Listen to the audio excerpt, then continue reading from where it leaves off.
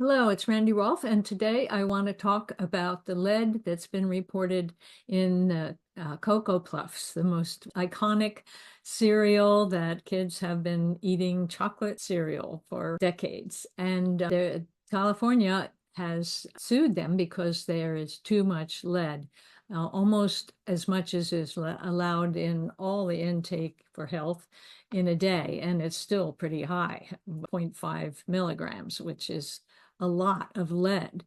Lead's a very heavy metal. It's very toxic, especially to the nerves, but also the kidneys that have to detox the body as much as possible.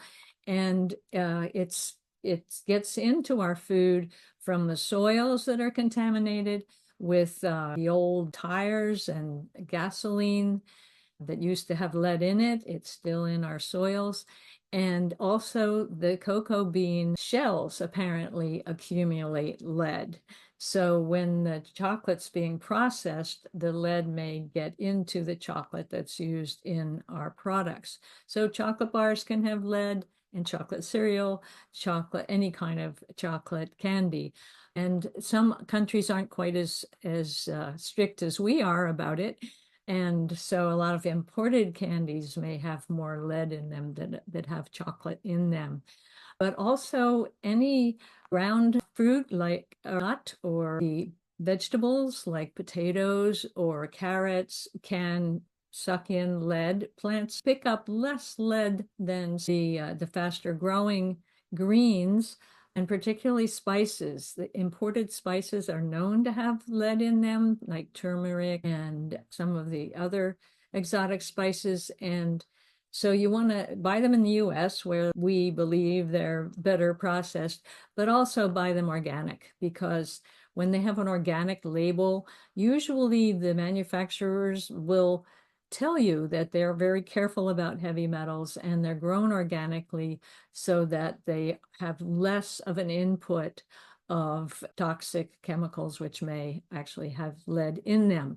So the dangers of lead are so serious. And I've been around long enough that I know they took the lead out of gasoline because it was making kids behaviorally challenged and learning disabilities. And we got lead out of our paints because the kids were touching the old lead paints and putting it in their mouths. We took it out of pencils. Kids would suck on their pencils when they had lead instead of the graphite today. We still call them lead pencils, but that's not lead. But and even imported ceramics that are made the traditional way from ground sources often have lead that can feed into your food if it hasn't been properly fired. So there's lots of sources of lead, and we're having major autoimmune and neurological diseases on the increase. So it's really worth buying organic and saving your health for the future and avoiding additives. My book, The Single Ingredient Diet. You're not going to buy Cocoa Puffs if you're on a single ingredient diet.